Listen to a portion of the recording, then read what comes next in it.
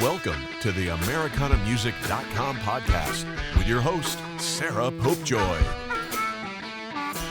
Today on AmericanaMusic.com podcast, we welcome Cat Terrones. She's a singer-songwriter from California whose songs, vocal presence, and harmonies wrap you up in their sound. I first met Cat at the Folk Alliance Conference International in 2024 and have been a fan of her music ever since. She's recently released her album Shelter in Our Beauty. We're excited to have Cat Terrones on our show today. Welcome, Cat. Thank you, Sarah. It's really wonderful to see you again and talk with you. Cat, can you talk a little bit about where you grew up? Sure. I grew up in a town called San Pedro. It's a coastal town in the city of Los Angeles. I always think of it as like this coastal fishing village, even though it really is a port town. It's one of the largest ports in the country and in the world. And it's this beautiful coastal area that's a little bit out of the way from everything else. You really have to decide you're coming to my town to come through. Like PCH doesn't really go straight through it. It's got to decide to come here.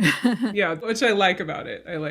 And there's a lot of immigrant communities. So a lot of different types of people decided that this was the place they were going to stay, and more people came. And so it has a really neat ethnic makeup of people. Mm-hmm. Who were some of your influences growing up? A lot of my influences were people I was listening to. Mm-hmm. So that could have been anyone from Sinead O'Connor is a huge one that I remember really specifically being I think I was 12, maybe even not even 13 when her big hit came out. Yeah, that whole album. I listened to it so much and for so many years. Another big influence was actually kind of a series of events that led my dad and my stepmom to start attending a church in downtown LA that was very unusual. It was a place where a lot of Welsh people had gathered, maybe a little bit before World War II, but I think a lot after World War II also. So there were all these Welsh people in Los Angeles, and many of them got into the movie industry, did music in the industry for a while. It was a hugely formational time just to be around a community that centered music and had a specific take on choral music, church music. So that was very influential. And then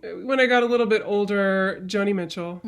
But I think a funny way that I got into Joni Mitchell was I was reading something either in Guitar Magazine or in Rolling Stone, and it was Slash from Guns N' Roses talking about the best albums of all time. And he was like, you haven't listened to Joni Mitchell Blue, you've got to listen to that. It's one of the best albums of all time. I was like, well, if he's saying that, it must be good, because, it was just such a disparate kind of genre. Yeah. And so that's how I got Joni Mitchell Blue. I picked that up at Tower Records back in the day. Oh, yes. Good old Tower Records.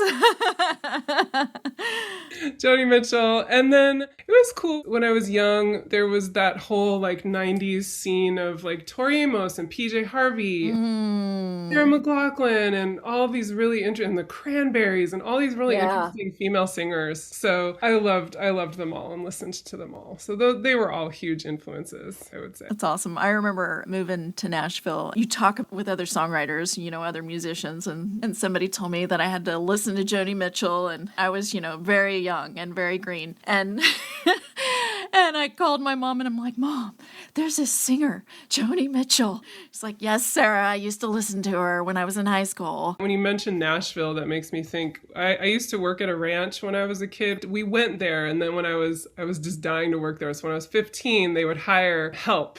And so I got to be the help in the kitchen. That was when I started listening to country music. And it was about the time Trisha Yearwood came out with some of her big albums, and Reba McEntire. And there were all these writers on those albums. And, you'd have the CD, read the liner notes. And I knew the names of these people who were the writers. And then Emmylou Harris came out with her album that I always forget the name of, but it's the one with this the black and white cover, and it was this super crossover Americana. Oh, Wrecking Ball? Wrecking Ball. When she came out with Wrecking Ball, it was just so many. So I kind of had these two influences from the records that I listened to. It was the Nashville and the Nashville songwriters, and then the 90s. Yes. Singer-songwriter, indie artists. I have recently decided that Trish Yearwood is actually secretly the gateway drug into Americana. Probably. She was probably my gateway drug into Americana, for sure. I just went on and listened to your podcast a little bit because I wanted to like refresh. I know I listened to a few things and I heard you interviewing Gretchen Peters. Yeah. I was like, well, she wrote one of those Trisha Yearwood songs that I knew when I was like 15, 16, you know, so. On a Bus to St. Cloud. Yes. That's awesome. That's really cool. Kat, your songs are very spiritual. They come across that way to me, which songwriting and music can be, but it's very evident in your writing and in your music. None of your songs feel contrived, I would say. Can you talk a little bit about your approach to songwriting? Thank you. That's so wonderful to hear that reflection. That's really lovely. Also, the contrived ones don't make it on the albums. Like, I'm sure I have those songs. I don't make the cut. So thank you. My approach to songwriting, there's a couple ways, but the songs on this album were definitely, it was very organic. It was very me sitting down, feeling an emotion. A lot of times for me, like color and sound go together. So like a song has kind of like a color wheel, let's say. Yeah. Maybe a scene or something I'm in and an emotion that connects with that. And then the sound, or maybe like singing a melody. A lot of times it's coming from a really emotional place. Mm-hmm. And then I have to kind of inch through and figure out what it's going to say, or what am I saying, or what is the story? Who's the perspective? Where's this perspective coming from? But I think my favorite songs of mine and the songs that I love to sing over and over again always have like this core emotionality and core emotional sound that I'm getting coming through to me. And then I've got to figure out, okay, how can I make this into a little bit more of an intelligible song form instead of me just singing melodies and emoting. Mm-hmm. I mean, that kind of sums up the process. I love it. I love it. Sun and Dark, the first song on the album, has almost, forgive me for comparing, but has almost a Gillian Welch and David Rawlings quality to it. Can you talk about that song? That's cool. You're the second person in 2 days that has said that. So. Oh, really? And I agree. I completely agree with you. And it wasn't intentional. It was not intentional at the time. To me, the melody of that song is very, like, it is very blues. It's very, it just has a very Southern blues, Appalachian kind of twinge to it, which I think then that's where you would get that like musical connection to it. Right. In the writing of it, I loved another influence was Sheila Chandra. She's a British singer of Indian descent. She was really putting out some really beautiful music in the 90s and 2000s, and she had an album called Weaving Your Ancestors' Voices. And I was about 20, I was in college, and I would just sing with that album all the time. I would put it on all the time and sing with her. And so one of the songs on that is based on this folk song, Raynardine. And I think she might have redone the lyrics a little bit, or maybe she got a different version of the lyrics. And I kind of wanted to turn that into something. And so my collaborator and I agreed, and he started working on some guitar stuff. And I think we probably got a demo going. And I went home, we were kind of working in places where we would meet up, whether it was Colorado or LA or Pittsburgh. And then we would separate for months at a time, and I would work on things while we were not writing in person, and we would send things back and forth. So I worked up that melody, and then we sat down again in person. He did the harmonies to it, and we worked out the arrangement of it. So it was kind of like an homage to Sheila Chandra. I actually checked with her. I emailed her, and I was like, hey, can you check this out? Make sure we're okay. Like, we're using this part. She's like, yeah, this isn't anything like my version, obviously, musically. Mm-hmm. But it was just an homage to that influence, and then also kind of tying into probably the more musical influence that I had of Southern music. My granny was from Tennessee. All her albums were country albums. When I would look at them, I wouldn't even know the names of these people because there were so many people that I had never heard of, but she had all the albums, and Johnny Cash. Cool. So yeah, that's how that song came about. And I think the energy of it is like this calling you to something, whether you're being called to the other side, like in the song, but I think of it as like you're being called into the journey of the album. Yeah, that's cool. I like that. That second song, the Give Back Rain, it's really kind of hard driving, and you can't help but move to it. Can you talk a little bit about writing that song? My collaborator, Ben Shannon, the summer that we really met, we had communicated a little bit over email, and in the summer we met up and started writing together. We just sat down and started talking, and and we talked and we shared our own songs back and forth. Probably had a good 2-hour hang by the river sharing songs. And then we started to bring out stuff that was like new or unfinished. And I think we started into that point of like, oh, here's a song that I have that's not quite done. And I don't know that there was necessarily an intention at that point to co-write, but like a thought, you know? And so he had this guitar part and he told me this story of meeting a man who had gone on this, I don't know if it was really a protest, but it was like a gathering of people, I believe in Utah. I could be wrong because this isn't my story. This is Ben's story. And going to a place where there had been some nuclear testing, and it was the site of a bunch of indigenous people gathering, but there were also other people there. And this man was like not from the United States. He was like from Germany or somewhere in Europe. And he had said this phrase that he just wanted to, when he died, he wanted to let everything go and let his blood turn back into water. Ben tells a better version of the story.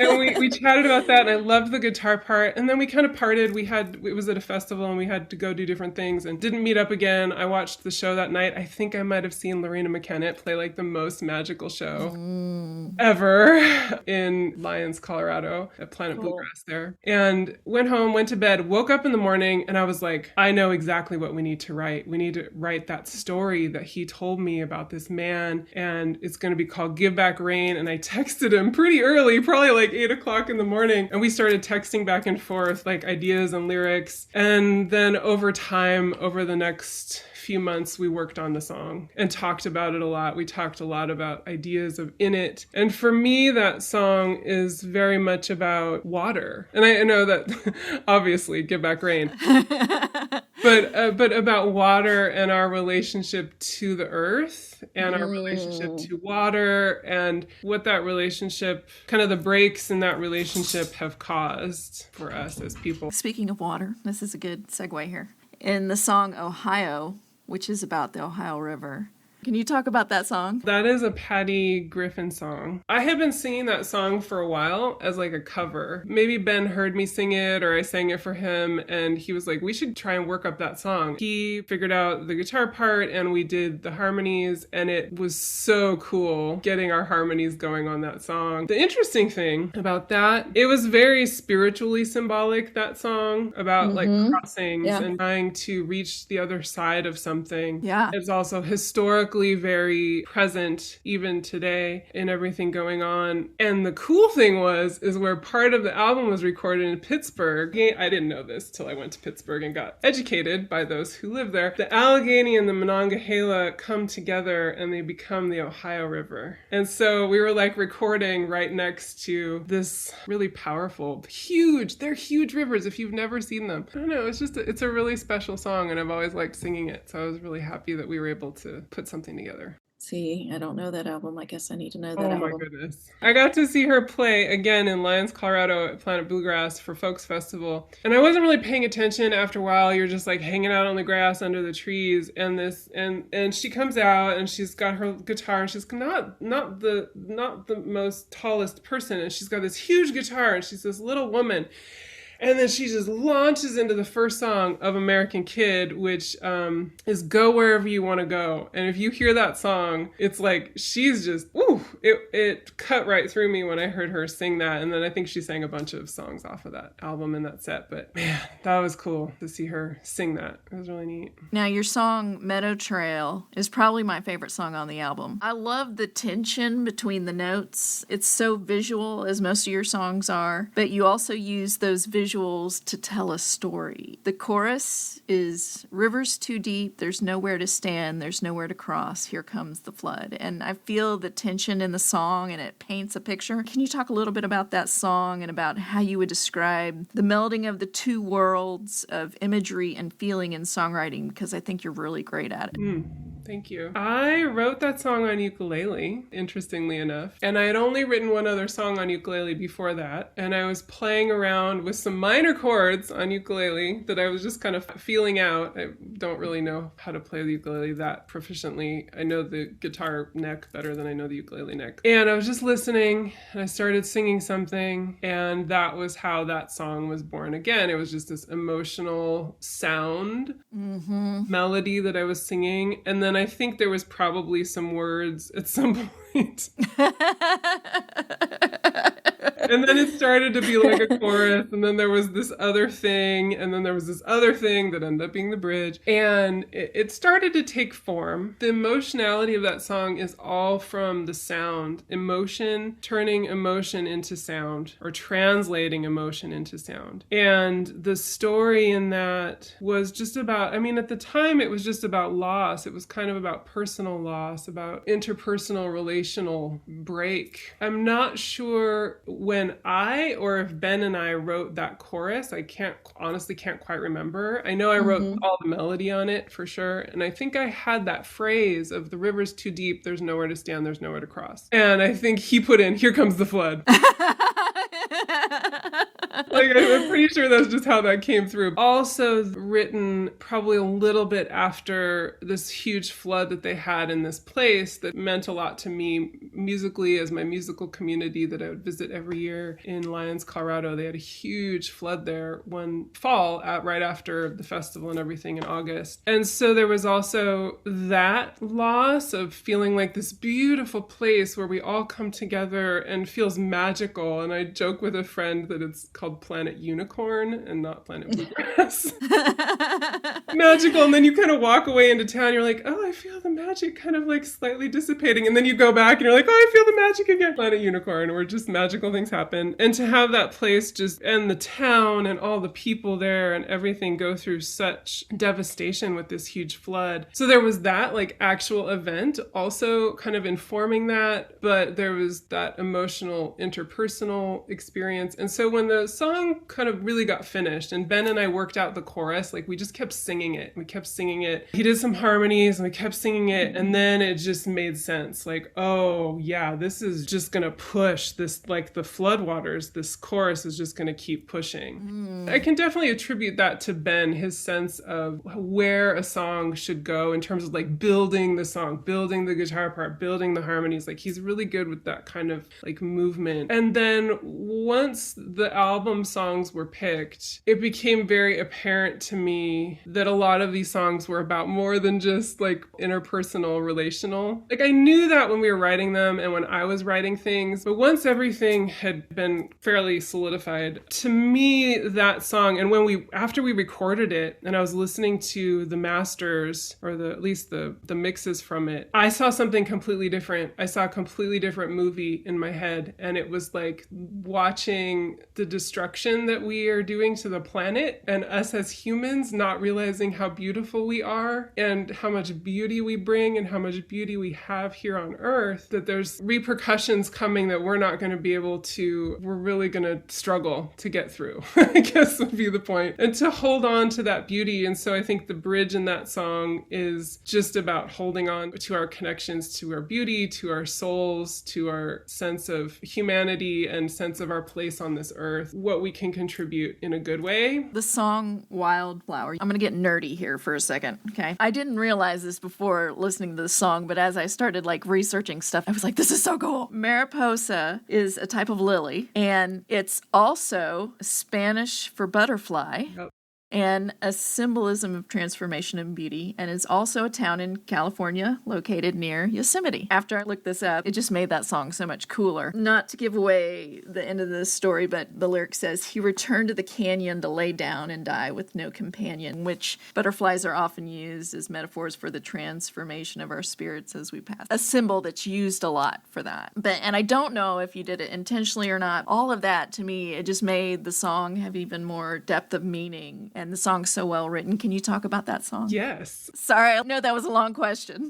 No, I love that you were able to dig into that and get some of those items. I'm going to start more with the spiritual aspect of it because I think it connects to the last song, which is after that song was written, I kind of realized, oh, this is a metaphor, human man's relationship to the earth. Mm-hmm. And Mariposa, the character, she's like the wild woman who's going to come in and heal you, but if you don't get get the lesson and you think you can own her or control her being the earth, the resources, nature, she's going to have to take more away from you for you to understand that that was not the point. The point wasn't for you to just heal and then go back to business as usual. It can be taken as an interpersonal song. So like when people listen to it, I don't know what they're going to get from it. Maybe it's going to be really personal for them and it's going to have a personal narrative. Mm-hmm. For me at this point, it's very much more like this is a bigger archetype that I think came through with the song. But then there's also the Mariposa. So when I was starting the song, I had the melody. Again, the melody came through. It was very beautiful. I had some jumbly words, but even in that, there was some core element of the story and the characters and what was happening. As I started to write the lyrics, I looked up. I literally did a Google search, which I used to do a lot more maybe than I do now. Western wildflowers, Colorado wildflowers. And I came up with this huge list and I was reading through them and I saw Mariposa lily and I went, that's the one. And then I added a couple more because I needed 3 for like the phrasing. It was a while later that it occurred to me, sometimes I use like flower tinctures, flower essences. It occurred to me, oh, I could look up, is there a flower essence for Mariposa lily? And there is, and it's for healing from heartache and from loss. Oh. It gives me chills. You're like, oh my gosh. Yeah. Yeah. So when I picked that, I didn't know. I just thought it was a beautiful word and it was a beautiful imagery and I knew it had to do with butterflies. And I saw a picture of the lily and it was gorgeous. And I thought, okay, yeah, this is the flower. In some ways, I feel like the flower kind of came into my view and was like, pick me.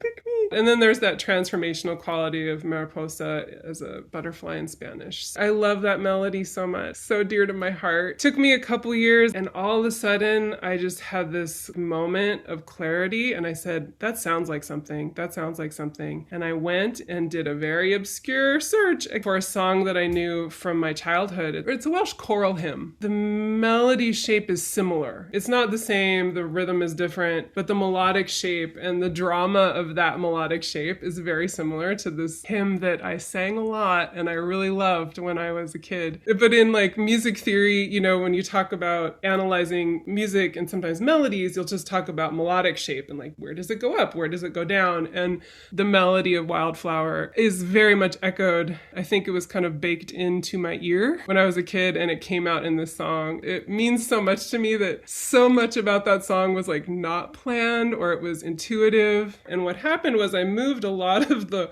lyric content into the bridge and the chorus and realized like, oh, now we don't have a lot for the verses. And so we decided at that point, I agreed to let him co-write. The story stayed the same, but we kind of changed the perspective of the narrator of Mariposa. It went through some iterations. I love that you thought to dig deeper. That's cool. Yeah, I don't know what made me. Instinct, I guess.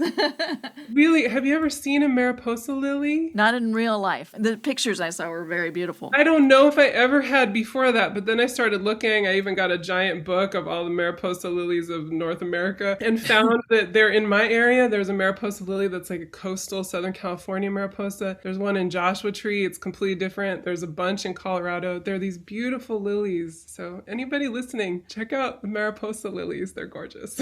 The song Carry You has a lyric that says, we are all there, we couldn't believe. Can you talk a little bit about that song? We'd started to record the album. My producer, Ben, were tracking guitar tracks, and I was there, and I didn't have a lot to do but either listen to them, work on this song. They had made a couple records together, so they were kind of in their own little world, and so I went into the other room and grabbed a guitar that was sitting around. It was a Sean Colvin model. It was quite a while ago now, and there was a lot of the news stories about migrants crossing into Europe, crossing to Greece, or, you know, boats going down. And I was reading a lot of the stories of these people who had managed to make it across somehow. Sometimes they managed to make it with their family members. Sometimes their family members are lost at sea. Sometimes their children are lost at sea. I mean, it just like is a lot. It's a lot. Well, Cat, you are a great performer, and I feel like this album really showcases your songs without being over overbearing in production. I encourage everyone to check out Shelter in Our Beauty by Cat Terrones. It's an amazing album. Thank you so much for joining us, Cat. Thank you, Sarah. It's been so much fun to reconnect. Thank you so much for your insights and reflections on the album.